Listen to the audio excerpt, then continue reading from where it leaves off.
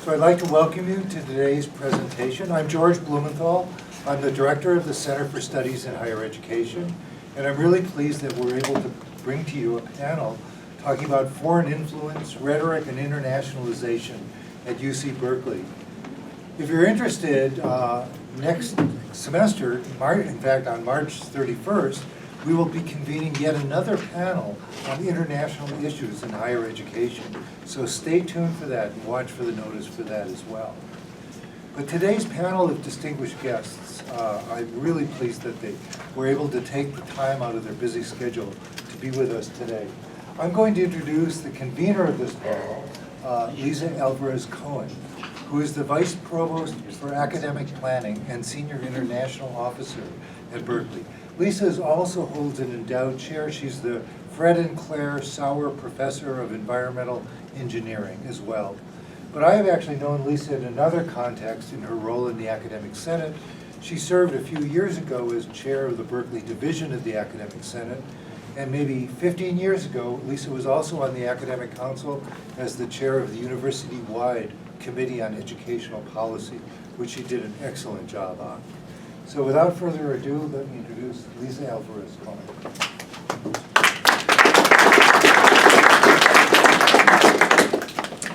Thank you, George. I really appreciate that. And thanks to all of you for inviting us to speak to you today. It's really a pleasure for us to be here to talk to you about such an important topic. What I want to focus on today and what our panel will talk about today, I'll be introducing them in a moment. I want to talk about the rise in global and national influence and how they relate to higher education in general, the research community, and the Berkeley campus in particular.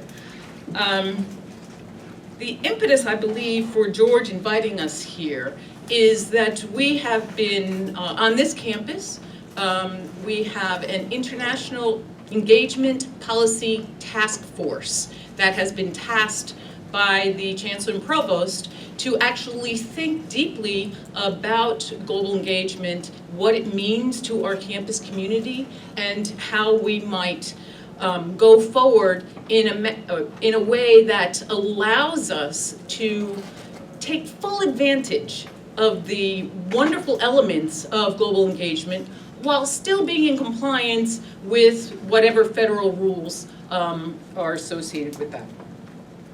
The format of this overall discussion will be, first I will introduce the panelists and then give them each about 5 minutes to tell you what's on their mind. And then we'll go through a couple of general questions, allowing them to address those. Then we'll open it up to Q&A to hear from all of you. The way this all started was in about 2018, UCOP, the UC Office of the President, decided that the push by federal agencies to start looking more carefully at campuses and look at global engagement was something that we needed to get out in front of. And so they put together two tiger teams, you gotta love that. Two tiger teams whose short-term work was to figure out what the Office of the President and then what the campuses in general should be doing in response to this overall interest in international engagement and the threats associated with it, potentially. They put together a tiger team that was looking at international agreements, and then another tiger team that was looking at international visitors, including students and faculty and other visitors as well. So these tiger teams put together their reports, and their reports generally had a series of recommendations. So what we did here was Randy and I partnered together to co-chair the International Engagement Policy Task Force, which is, by the way, wrapping up its work. We had our last meeting, yay, and we'll have a draft report that will be coming out for people to take a look at and to provide input to, and then we'll have a final report that will come out in the spring. So these will be broadly distributed and communicated.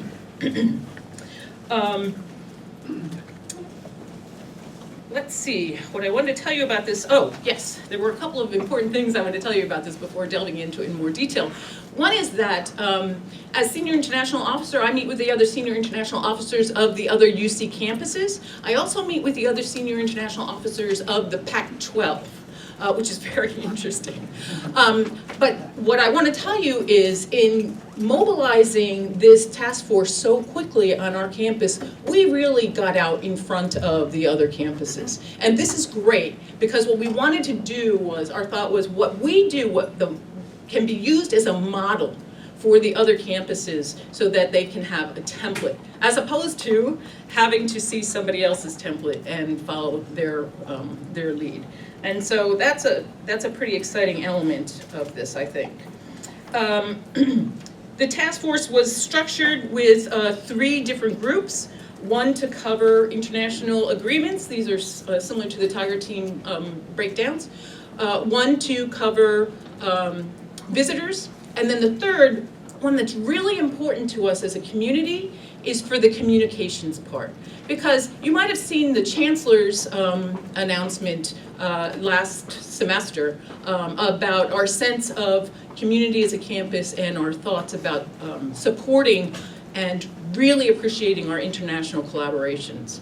And so as part of this overall process, the communications group, as a matter of fact, has come up with principles of international engagement, which are similar to our principles of community and based upon those sorts of things. And so I hope when the report comes out, you're interested to read it.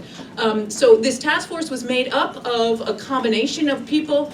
We started at its core with the group that was called International Activities Coordination Group, which was a committee that's chaired by me and is mostly staff throughout the campus who are involved in different types of international activities, also had a couple of faculty members. But in order to expand this out to the right sorts of people, what we did was we went to the Academic Senate and we asked for their nominees to put on there. We expanded it out to additional faculty beyond that. So it turned out to be a pretty big group, but within that big group, the 3 subgroups were the real worker bees who put together the overall report. What they started out with first was a gaps analysis. So our Global Engagement Office, which Ashley will tell you about in a minute, started by taking the Tiger Team recommendations and mapping them onto a matrix and saying, okay, what things are we already doing?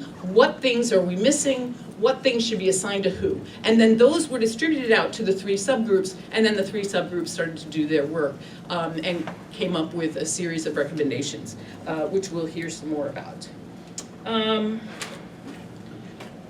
Okay, with that as a setup, so that you understand the sorts of work we've been involved in, I'd now like to introduce our different panelists, and then we'll go through and allow them to have opening remarks. I want to start with Randy Katz. Randy Katz is the Vice Chancellor for Research and my partner in crime on this as the co-chair for the task force. Randy has a vastly large portfolio on this campus, as you can imagine. We're a big research university, and so all of research falls under Randy. That means all of the ORUs, that means all of the museums, that means SPO, that means IPIRA. They're all in Randy's portfolio.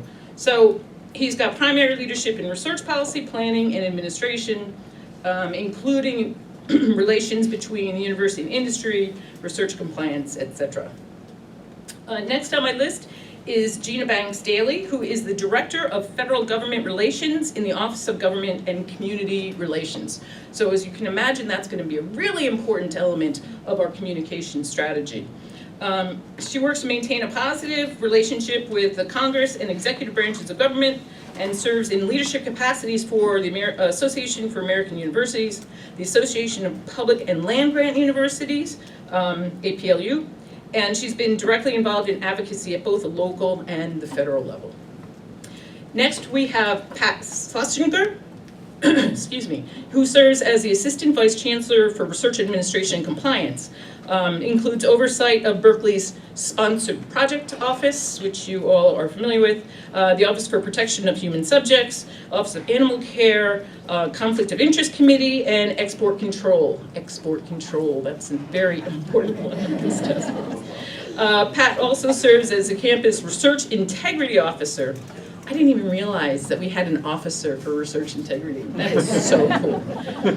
And is a board member of the National Council on Community Government Relations and chair of its Contracts and Intellectual Property Committee.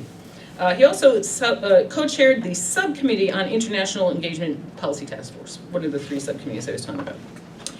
And then last but not least is Ashley Spinelli. Ashley Spinelli is the head of our Global Engagement Office. She's the heart and soul over there. She does a fantastic job. Global Engagement Office is within my division. She's a senior global engagement specialist in that office, where she's responsible for advancing campus-wide international initiatives and strategic partnerships, advising senior administrators on international relations, bridging international conversations across campus, and improving campus international operations. She also staffed the task force and is chair of the Berkeley International Group, which is co-sponsoring this panel. So with that, I will turn things over to Randy, and what I'd like you to discuss is the current federal government concerns about foreign influence and impact this is having on higher education and or UC Berkeley from your perspective and role on campus. Randy. Thank you, Lisa. Hopefully I'm speaking loud enough so everyone in the back of the room can hear.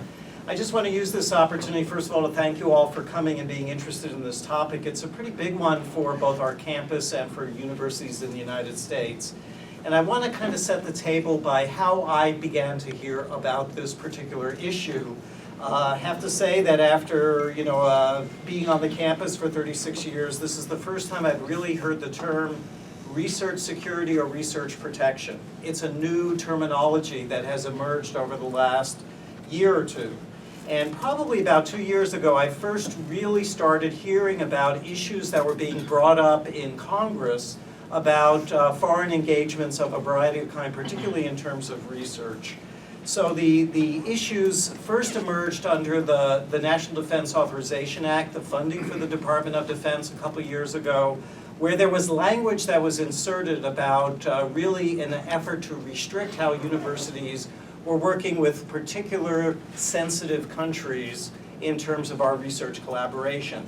And this is in the context at the time, 2017, where our campus was talking very actively with a set of universities and other entities in China to work together on establishing a new university in, I think, Sichuan province, Chengdu area. So a lot of discussion was going on about partnering and collaborating with both municipal, provincial, universities, and industries to develop 21st century higher education infrastructure in China. And against that background is the funding for the Defense Department was basically saying along the lines of universities funded by the Department of Defense will no longer be able to work with any entities that are located in this list of countries. China is on the list, North Korea is on the list, I don't know how much work we do with North Korea, but Iran is on the list, and so on. So there's a set of countries that are sort of problematic countries on that list. This was followed by testimony in front of the Senate Intelligence Committee about foreign engagements and foreign research compromises that had been reported both in the press, and the director of the Federal Bureau of Investigation, Christopher Wray, testified at that particular hearing. One of the people who testified at that hearing was an author named Dan Golden, and he authored a book called Spy Schools.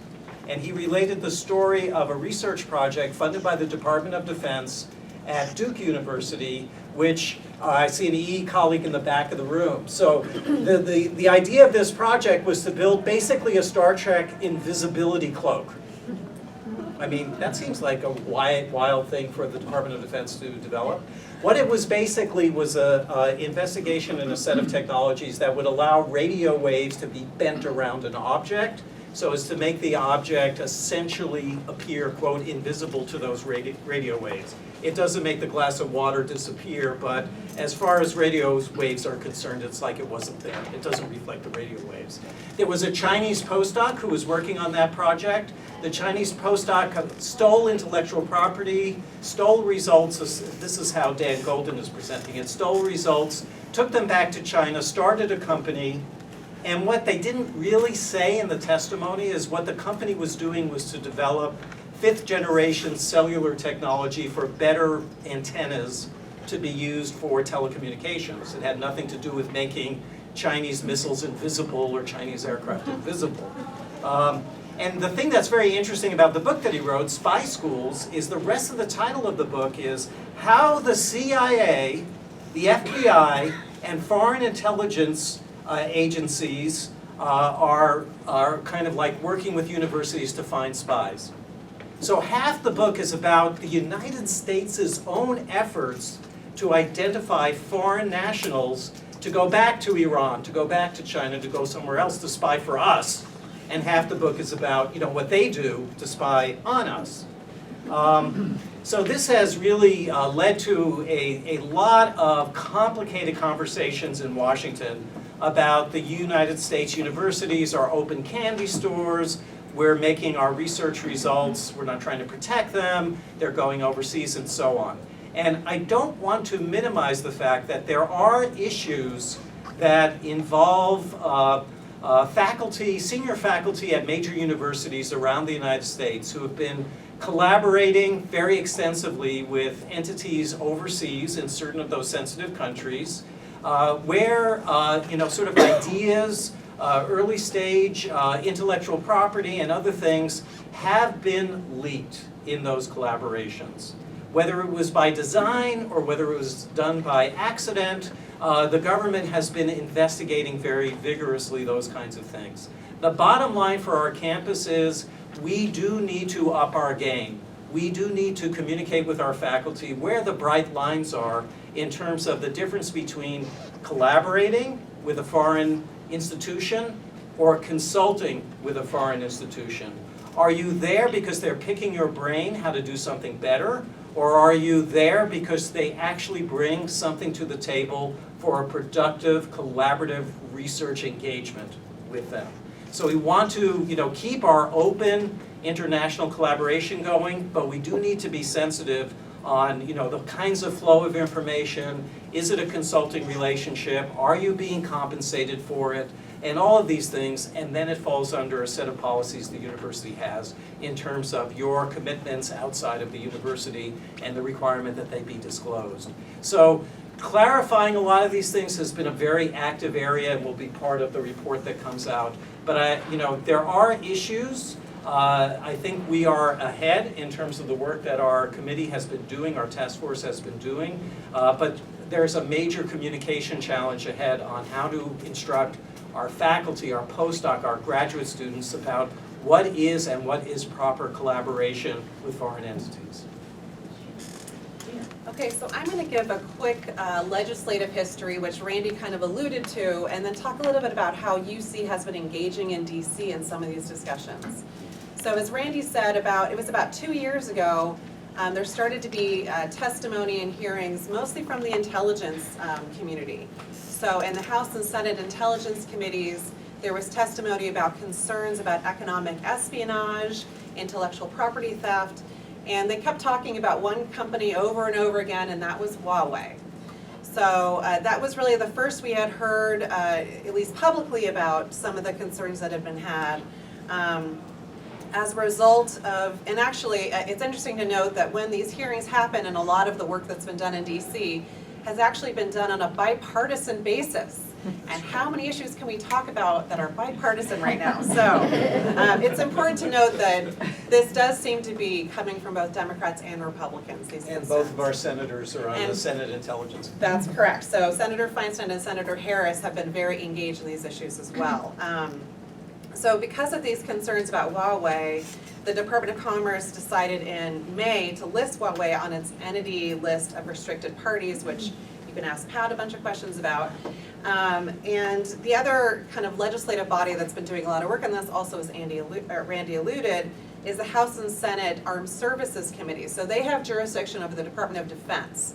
And that's important because a lot of the research and a lot of the concern has to do with national security. This is kind of the overarching thing that people are concerned about. And so in the National Defense Authorization Act, which is passed every year, there were a number of provisions that were included that had to do with this science and security issue. I'll be honest, some of them were very troubling and went way too far in one direction, in our view.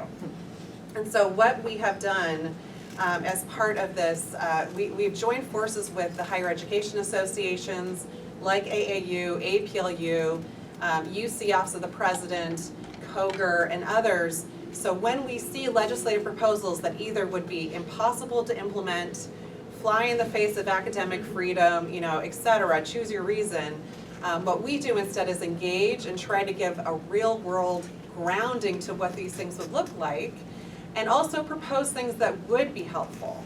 So for example, in the National Defense Authorization Act, which just today they announced they finally have reconciled it between the House and the Senate, so it's probably going to pass in the next week or so, there is language that actually codifies an interagency group to talk about these issues, where universities are at the table with intelligence agencies and law enforcement and research agencies to talk about these issues. So we're not talking past each other, we're talking with each other, because that's really where we want to be. So we're very happy that that was actually included in the final bill that's about to get passed and signed into law. The other really important legislative history I want to talk about is the Office of Science and Technology Policy, which is in the White House, has convened a group called JCOR, the Joint Committee on the Research Environment. So they're looking at a number of issues. There are 4 subgroups they're looking at, but science and security is one of them. And just last week, Randy and I actually went to a listening session that Director Kelvin Drogemeyer held at UCSF to talk about these issues. And it was actually very heartening to hear his comments, because he talked about the need to attract the best and the brightest in the world and to have academic freedom. And this is actually how we continue to be the greatest innovative country in the world.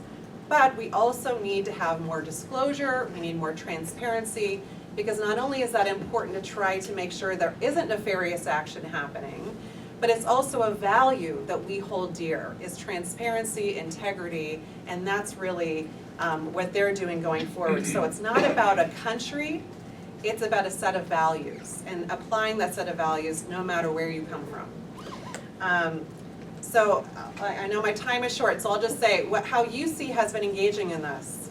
We've been engaging at every stage of the way. So there is a small working group that meets regularly with the Intelligence Committee, with the associations, with OSTP, with relevant senators and members of the House of Representatives to talk about these issues, and to make sure when they are developing legislation, we can either provide comment or provide a better alternative. And so far those efforts have really been successful. We've been able to stop a lot of bad legislation and have actually put some positive things into the world. So we've been deeply engaged in that, and we continue to try to work on this. One of the biggest issues, and we'll probably get into it a little bit with the Q&A, is that there seems to be a disconnect right now between how the federal agencies are viewing this and how they see that universities are taking this issue to heart and actually making changes on the campuses, and how Congress continues to talk about this issue.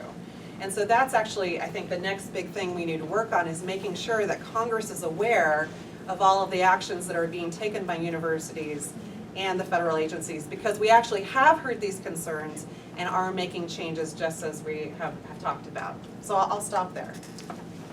I'd like to start maybe from the general and then work down to the specific. So a question that I often get with these kinds of foreign influence questions arising is, has it changed the nature of the University of California as a fundamental research institution? And the answer is no. Now, what does it mean to be a fundamental research institution? There really are 2 parts. It means that we don't accept publication reviews, and so the scientific results that we produce are capable of being published and are disseminated broadly in the scientific community. It also means we don't accept citizenship restrictions. So our libraries, classrooms, laboratories are open to all, regardless of citizenship, visa status, or country of origin.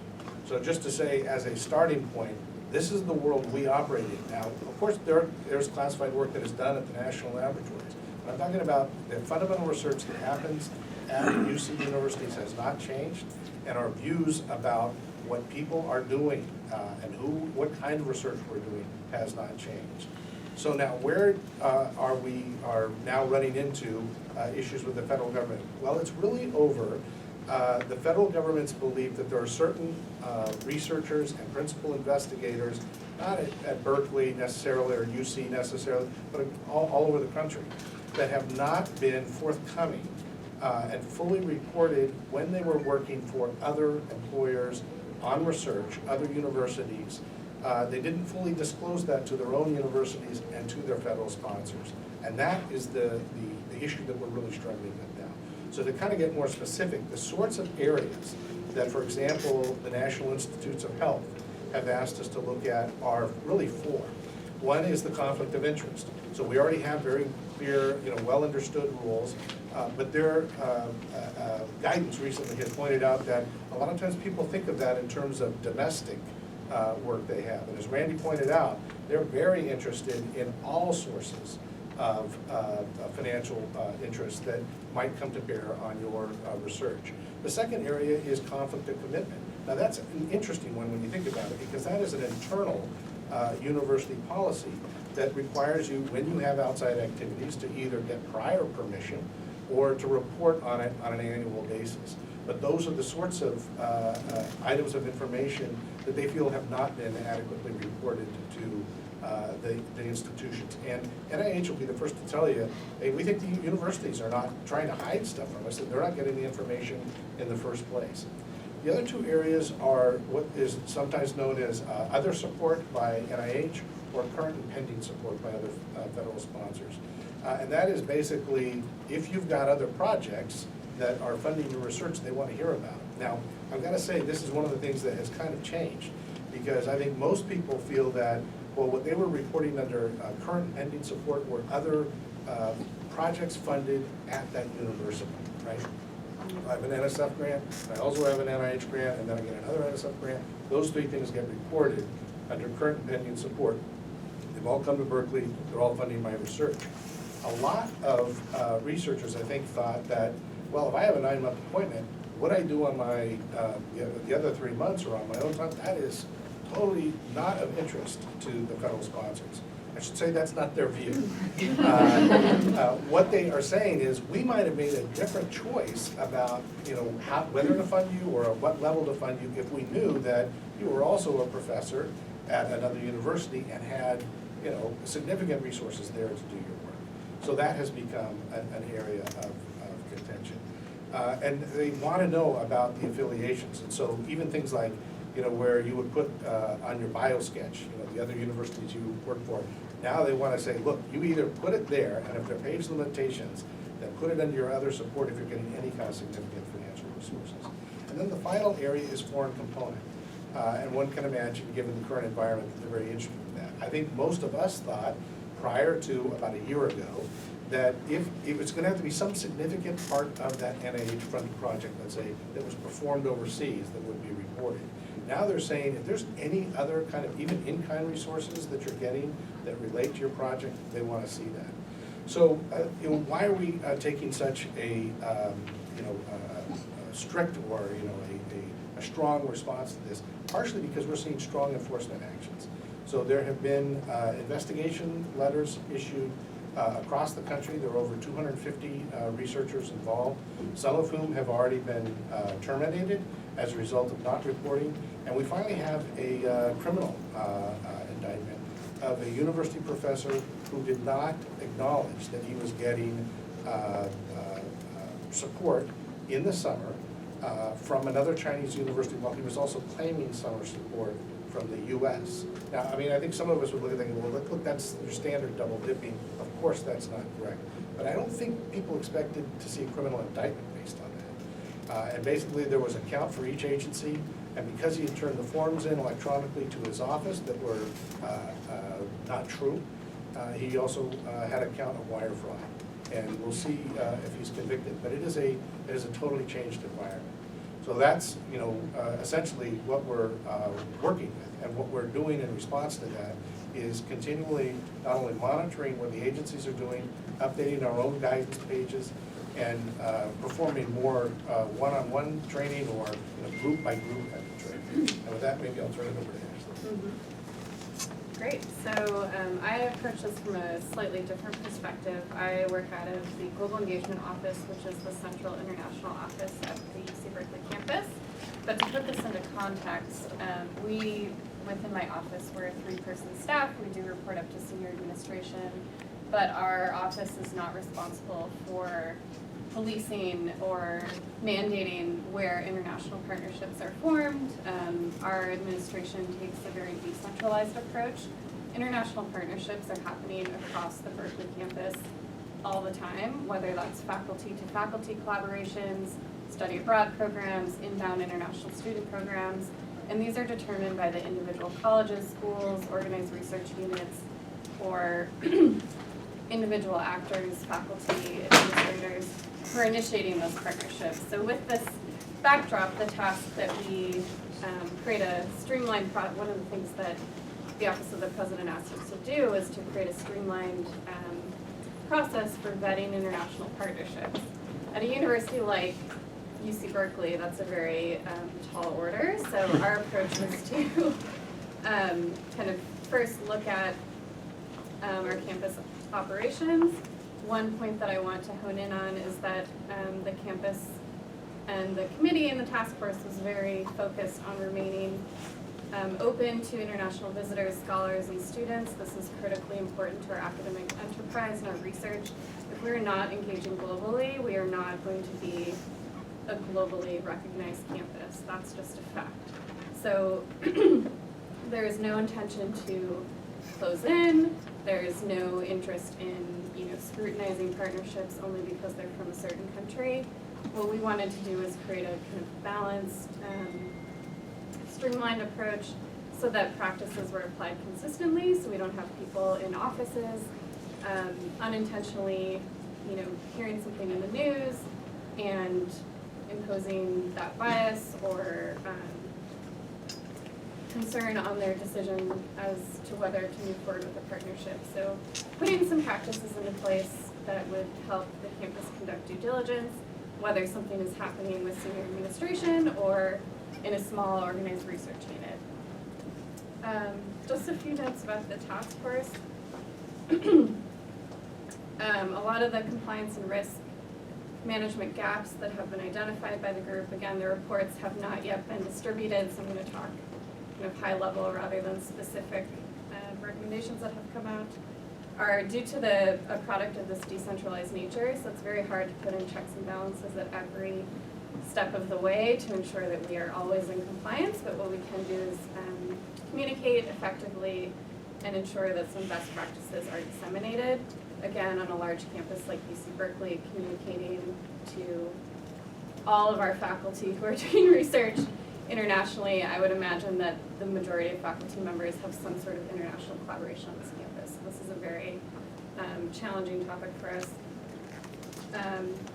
Decisions about international partnerships, like I mentioned, do not flow through a central office. So my office within Global Engagement is there to support and provide resources, but we do not issue a final, yes, you can proceed, no, you can't.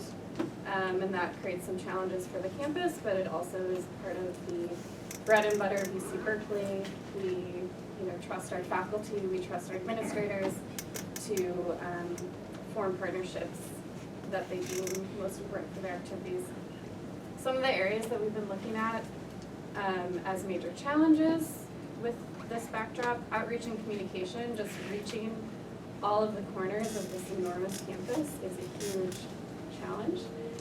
There will be some recommendations in the report about ways that can be done more effectively, especially communicating the importance of international activities to our campus climate. We welcome international students, scholars, visitors. This is essential for UC Berkeley to continue to be the leading university that it has been. So outreach and communication, not just about compliance, but about the importance of this work to our campus. Augmented resources, the task force did identify some offices that support international work that are not staffed or do not have sufficient resources to conduct the checks that the federal government would like us to be doing, so there will be some recommendations coming out surrounding that.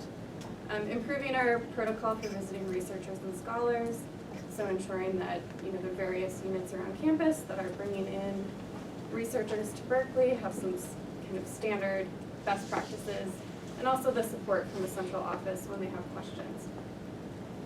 Export control, we're looking at increasing the scale of that. Export control, had you asked me 12 months ago, was not something that I lived and breathed. I'm much more in the international partnerships, study abroad, bringing international students, so export control is a very new area that I've been engaged in, but increasing the education and outreach about what export control is, why it's important, and putting some screening practices in place where they're needed is one of the recommendations that will be coming out. For international agreements, this is one area that my office supports, and I'm very aware of the challenges of navigating this space. Like many things on this campus, the process to develop and implement an international agreement, so anything that carries a signature, is very complex. There's many offices that support this work. International partners propose a variety of international agreements with different names, different terms. So finding the domain experts on campus can be a challenge. That's one of the areas that my office supports and hopes to continue to strengthen, but also communicating to the campus who their resources are so that they can rely on those domain experts and don't inadvertently sign something that would put them at risk for their research funding. International gifts, there has been some elevated scrutiny of foreign gift reporting, as you've likely seen in the news. So the Office of University Development and Alumni Relations has already separated aside from the task force, is working on upping their gift acceptance policy in order to ensure that Berkeley is not accepting gifts from donors that would cause a reputational risk. And then screening and compliance tools. If we're asking the campus to increase its compliance, that will require more manpower and technology. So the task force has been recommending some visual compliance and other tools that can help to screen international partners. So with that, I will stop. Thank you. Okay, let's start with a question about Berkeley is a member of YARU, which is the International Association of Research Universities. And at the last meeting of this organization, they meet about twice a year. It's an organization of research universities throughout the world, and they're really the high-level, well-known, well-respected research universities. One of the issues that came out at our last meeting was the worry that the rise in populist governments all over the world has the potential for causing a real disruption of international engagement due to the stoking of fears of foreign influence. That's not happening just here, but that's happening all over the world.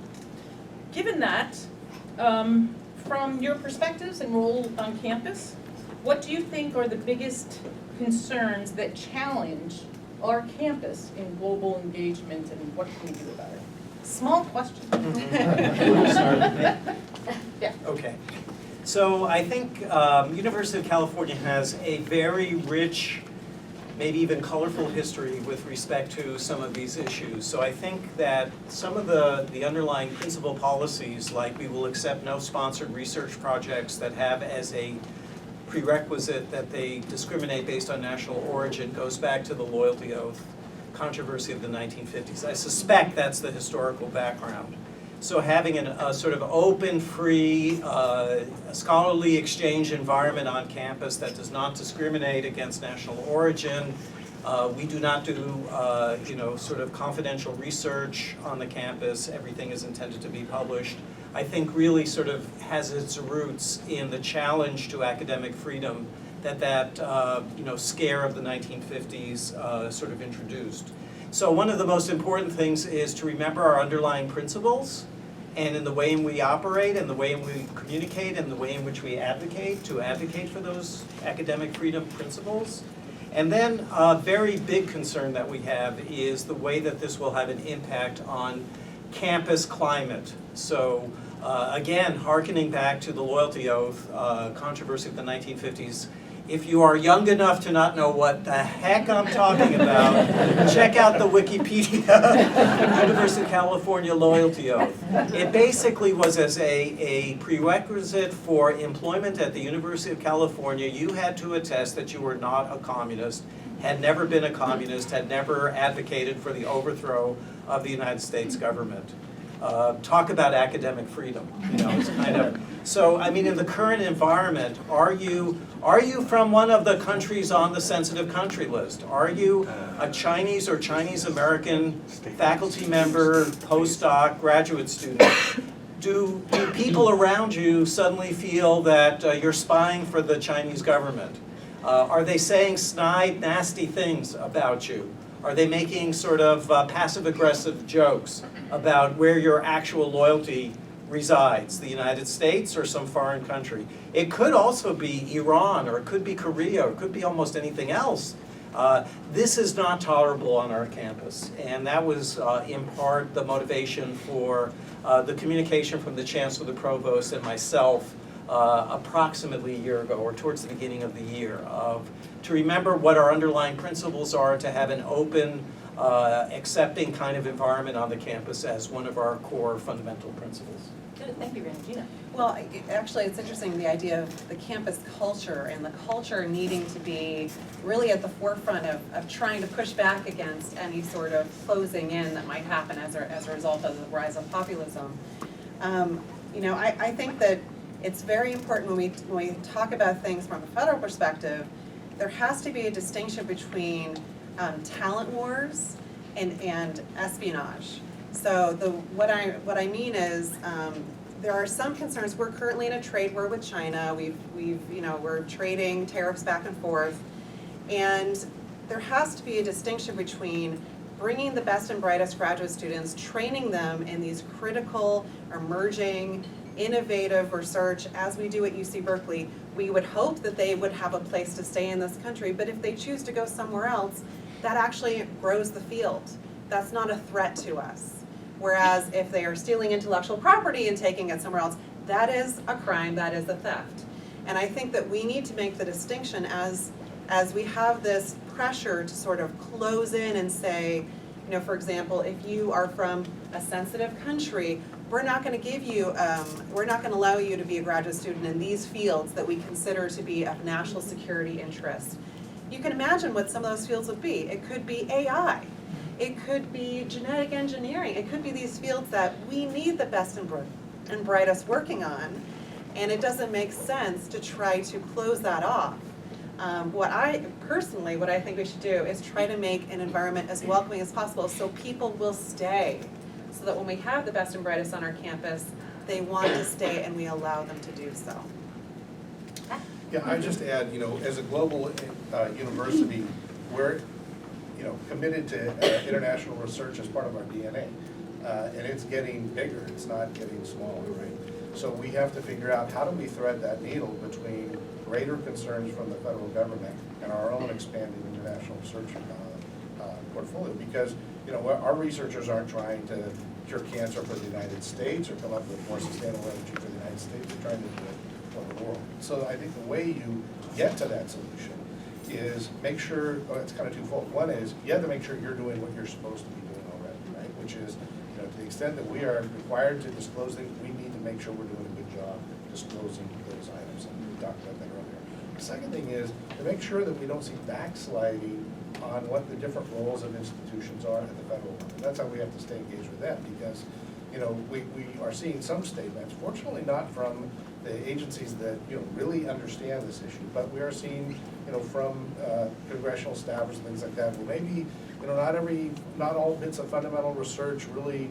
should be released. And it's like that's what fundamental research is. It's like saying I'm not going to publish everything that will go into the public domain. That's what that is, right? So you could decide you would not fund something necessarily as fundamental research. That's a policy decision for Congress to make. But In terms of changing and blurring lines, I think that's when we would really have a problem. Not only in terms of what we do, but just, the whole research enterprise in the United States. One of my big concerns about this moment, and that I think has been echoed in our task force discussions, is avoiding, biased perspectives and fear-based decision-making from creeping into the process of evaluating international partnerships and activities, and ensuring that that message is disseminated across the campus. So when things started coming out in the news, there was more concern about foreign influence, my office started fielding a lot of questions. Suddenly, we had colleges and schools and individual people on campus who wanted to know that their partnership in China was approved. Yet we had never been consulted on these activities before. So we started to see patterns with certain countries, Saudi Arabia, and really what I would like is for all partnerships to be evaluated equally. Of course, we do have some countries of concern, and these concerns that Randy and Gina and Pat have mentioned are true and valid. But when we're considering the best partnership for an academic endeavor, we should go with the best partner and not with our gut. So really making sure that we're mitigating risk on all partnerships, whether it's in Europe, Asia, Africa, and evaluating things consistently has been one of the messages of the task force, and something that my office is hoping to continue to support. Thank you. To piggyback on that as the last comment before we throw it open for questions from you guys, I'd like to just state that this task force, the report that's coming out, is specifically not focused on one country or even one subset of countries. It is focused on how we should deal internationally in a global way with all the countries that we're relating to. And so I think that's an important element of how we approach the work that was going on here. We didn't want this to be a knee-jerk sort of reaction.